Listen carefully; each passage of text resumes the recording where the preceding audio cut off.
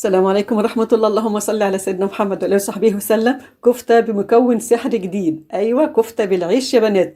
ضيفي العيش على الكفتة هتطلع حاجة مختلفة خالص خالص. بجد أول مرة أعملها، بس بجد مش آخر مرة يا بنات. شايفين الجمال والروعة؟ طب شايفين بقى الكفتة بتمط إزاي؟ قد كده مسمكة كويس جدا ومططة. شايفين حاجة أحسن مليون مرة ما نشتريها من الحاتي. طيب انت ايه ايه الابيض ده؟ او ده زبده ولا سمنه؟ لا، بمكون كمان جميل جدا يا بنات. هنعمل الكفته وهنوفر الغاز وهنعملها على البوتاجاز من فوق. ما تنسوش اللايك والاشتراك في قناتي، وتعالوا نشوف الطريقه. انا عندي رغيف عيش يا بنات بلدي، اي نوع من العيش اللي هو البلدي. احنا عندنا هنا في اسكندريه بيبقى العيش بتاعنا خفيف كده، بيشبه العيش السوري شويه، بس ده من الفرن البلدي العادي خالص. اي نوع عيش بلدي. عندك رغيف عيش هتبليه في شويه ميه كويسين كده، ميه من الحنفيه عادي خالص، وسيبيه لغايه ما يبوش تماما. اهم حاجه بس لغايه ما يبوش خالص، وبعد كده هنصفيه كويس من الميه. شوف مقاديرنا. انا عندي ربع مفروم، عندي بيضه، عندي 3 فصوص ثوم، بصله صغيره. العيش طبعا زي ما انتم شايفين انا صفيته كويس جدا جدا من الميه. وعندي طبعا معلقه صغيره بيكنج باودر، وعندي بابريكا، وفلفل اسمر وزنجبيل وقرفه، وطبعا الملح حسب الرغبه. عندي المقادير بتاعتي بقى كلها كده. هنبدأ نحطها في الكبة بتاعتنا. أهم حاجة، أهم خطوة بقى في الكفتة بتاعتنا ديت، إن اللي هي بصراحة الكبة لازما تتفرم فيها المقادير بتاعتنا كويس جدا جدا جدا. أهم خطوة. وهي بتبقى تطلع طرية. شايفين؟ أهم حاجة اضربيها ضربة كويسة. شايفين الكفته طالعه طريه ازاي يا بنات؟ اهي نازله دي طريه خالص. طبعا مش هنشتغل فيها كده، هنحطها في الفريزر قيمه نص ساعه كده عشان تبدا تتسمخ كده وتبقى مع بعضها، علشان ما تطلع مظبوطه بالنسبه. انا عندي بقى الصينيه اللي انا هعمل فيها، بصوا قد 3 معالق زيت. طب وايه الابيض ده يا حنان؟ ده معلقه 3 معالق ليا، او ممكن دهن مبشوره. انا بخليها عندي في الفريزر وبستعملها يعني الوقت اللي انا عايزاه.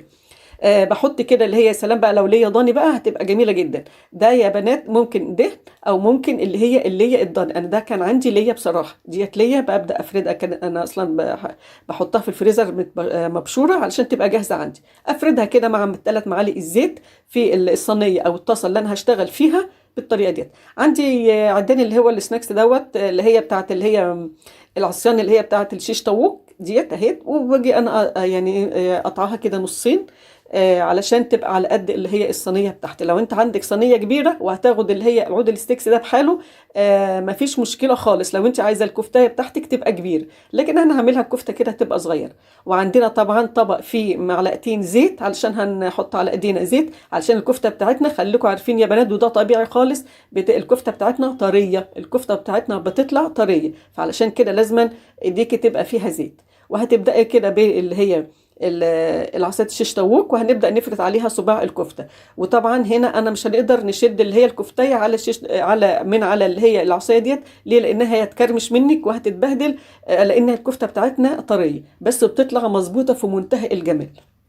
تمام كده. هنخلص بقى انا كميتي بالشكل دوت. انا عايزه برضو اقول لكم على حاجه. هنا انا حطيت ايديا فيها زيت يا بنات، لكن بعد كده ايديا لزقت وحطيت اسفه، وحطيت بلتها ميه. يعني انت لما تحطي ايديكي فيها ميه، يعني ايديكي فيها مبلوله ميه، هتبقى افضل من الزيت كمان. الاحسن ايديكي تبقى فيها الميه، هتبقى افضل. بعد كده طبعا على نار متوسطة يا بنات، مش هادية ومش عالية. أهم حاجة نار متوسطة مش عالية، علشان الكفتة بتاعتنا تستوي، واللي هو اللي هي بقى كده تسيح كده معاها، وتدينا اللون والطعم الفظيع كأنك عاملة كفتة باللحمة الضاني. هنغطيها زي ما انتم شفتم كده. يعني هقول لك يعني ايه، دقيقة كده أو دقيقتين، ما تستنيش. وبعد كده هنبدأ نقلبها. طبعا أنا هنا يعني حاولت بقلبها هنا بالشوكة، لقيتها مش مش ظابطة معايا قوي. فانا بقى دلوقتي هبقى اقلبها في ايديا، انا كده متحكمه فيها اكتر. بس خلي بالكم عشان ما تتلسعوش من النار. قلبي بقى الكفته كده بتاعتنا. بجد العيش ده يا بنات عطاها طعم فظيع. خلاها طريه جدا زي ما انتم شايفين كده، بس طبعا متماسكه، مش بتفك ولا بتنزل من العصايه زي ما انتم شايفين اهوت قدامكم بالشكل دوت. قلبيها بقى كده. وبعد ما تاخد لون برضو من الجنب التاني، طبعا انا هغطيها برضو. بعد ما تاخد لون من الجنب التاني، هنحط بقى يعني صوص بقى. بصوا فظيع يا بنات، بيغير طعم الكفته بقى ايه خالص بقى مع العيش. لا انسي بقى، ولا احسن من المليون حياتي. انت ممكن تجيبي الكفته بتاعتك. هنا انا عندي الصوص بتاعي، عندي عباره عن معلقه صلصه ومعلقه كاتشب ومعلقه دبس رمان. لو ما عندكيش دبس رمان خلاص اكتفي بالكاتشب والصلصه. هتبداي امسحي عليهم كده على الكفته بتاعتك كلها وكده، هي على النار اهيت. وبعد كده اقلبي بصباع الكفته وهتمسحيه من الجنبين برضو.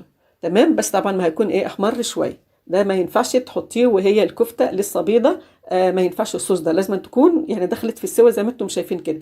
اقلبيها بقى على الجنب التاني، وبرضو ابدأي حطي عليها اللي هي الصوص بتاعنا.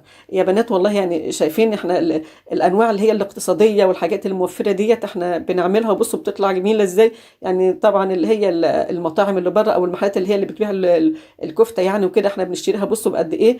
فعلا انت ما بتاكليش، مستحيل تاكلي كده يعني لحمه صافيه بجد، ومش بتبان خالص، يعني بتبقى طعمها جميل. وهتشوفي كمان وجربيها، والله مستحيل حد هيعرف انك انت حاطه فيها عيش، وعيش بلدي كمان، لا عيش بقى فينو ولا بقسماط ولا الكلام ده كله.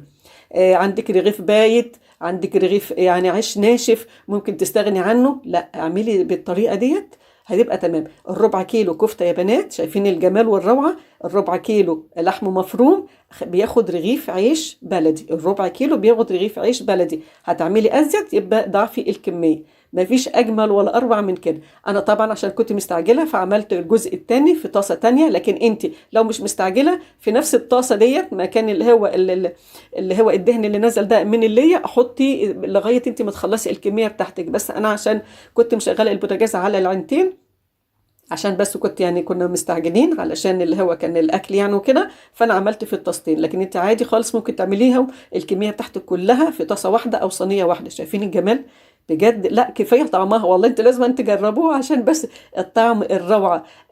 لا فكت ولا كشت، بص نفس الصباع هو. الطعم والجمال والكميه، شايفين كل ده ربع مفروم هيكفي عيله من ما شاء الله من 5 افراد يعني. شايفين مطاطيه قد ايه؟ يعني بصوا حاجة 100% مظبوطة بجد والله، تنفع بقى لسفرتك في رمضان. الكل هيسألك عن طريقتها طبعا. أنا قدمتها هنا مع طحينة ومع تومية، قدميها بقى مع الحاجة اللي أنت بتحبيها. تحفة يا بنات، الكفتة دي طعمها فظيع جدا مع الطحينة بالذات يعني. يا رب فعلا الفيديو ينور رضاكم وتنفذوه. وصفة موفرة جميلة جدا لسفرتك في رمضان إن شاء الله. كل سنة وأنتم طيبين، والسلام عليكم.